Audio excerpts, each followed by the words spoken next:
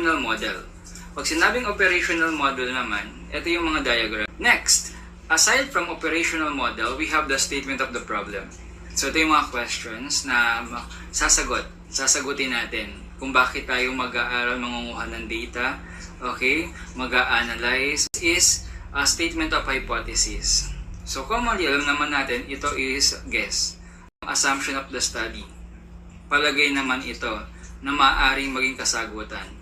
Scope and limitation or delimitation, nasasakupan ng pag-aaral mo.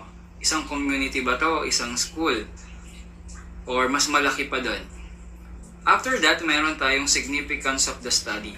Pag sinabing significance of the study naman, ito yung kaninong mahalaga yung pag-aaral mo. Mahalaga para sa mga administrators, teachers, or sa mga students, or parents.